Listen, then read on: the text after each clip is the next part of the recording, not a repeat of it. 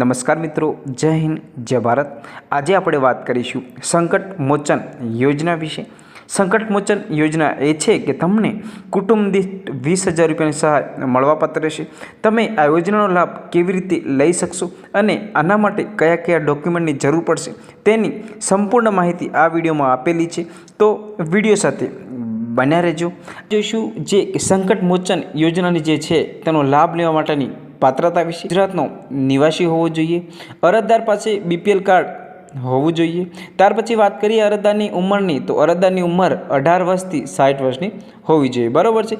ત્યાર પછી બીપીએલ પરિવારમાં જે મૃતકની મૃત્યુ થયું હોય તે અકસ્માત અથવા કુદરતી મૃત્યુ હશે તો જ આ યોજનાનો લાભ તમને મળવાપાત્ર છે। ડોક્યુમેન્ટ, તમે જો આ યોજનાનો લાભ લેવા માંગતા હોય તો કયા કયા ડોક્યુમેન્ટની જરૂર પડશે તેના વિશે જોઈશું।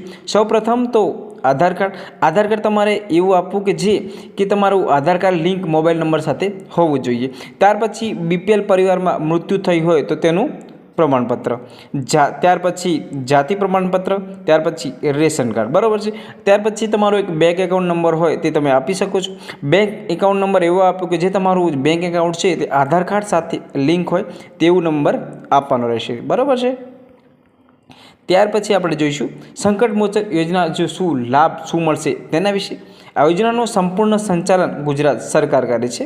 આ યોજના જે છે સંપૂર્ણ ગુજરાતની આપણે વાત કરીએ તો ગુજરાત સરકાર ચલાવે છે। આ સંકટ મોચન યોજનાથી જે સહાયતા મળશે તે લાભાર્થીના બેંકમાં ખાતામાં જે ડીબીટી માધ્યમથી મળી જશે। મતલબ કે તમે એકાઉન્ટ નંબર આપશો તો ડીબીટી માધ્યમથી તમારા એકાઉન્ટમાં પૈસા જે 20,000 છે તમે જમા કરી દેવામાં આવશે।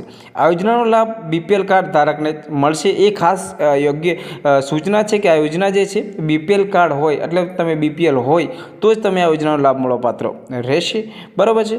ત્યાર પછી આપણે જોઈશું સંકટ મોચન યોજનામાં શું લાભ લેવા અને અરજી કેવી રીતે કરવી તેના વિશે જોઈશું।